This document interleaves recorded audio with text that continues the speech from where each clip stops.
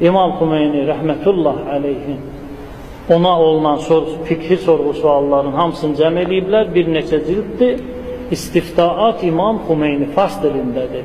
10-cu cilddə sualın nömrəsi 12561. Sual verirlər. Bir nəfər zəncir vurur, o zəncirlə bədənin qaralda bilər, o zəncirlə bədənin qanada bilər və s. və s.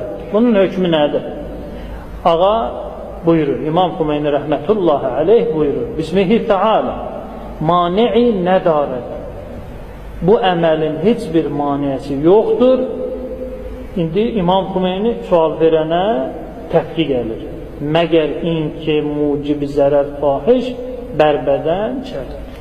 Əgər bədəndə zərəri fahiş, yəni ki, həddən artıq, dözülməz həddə zərər verərsə, zəncir vurmaq mani-i darət, maniyəsi var. Əgər zərər vermirsə, onun nədir? Şəriətdə zərəri, eybi yoxdur. Bu İmam Xümeyninin nəzəri. Fazıl Lənkərana var. Deməli, Cami-ül Məsail kitabı, sualın nömrəsi 2034. Ağaya sual verirlər, rəhmətliyə. Həl yecuzullatun və darbis sələsil.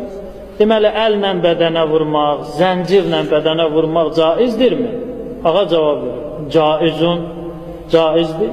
Bəl racih, bəlkə də bəyənilir. Əla şərt, amma bir şərti var. Zarərən mühimmən, deməli, bədənə zərər, mühüm zərər yetişdirməsin. Yəni, bir nəfər götürüb zəncirlə bədənini tikə-tikə, sümüklərini sınıq-sınıq eləyəcəksə, bu şəriəti təmsil eləmir. Əgər mühüm zərər yetişdirmirsə, Fazıl Lənkəran ağamız deyir ki, işqalı yoxdur.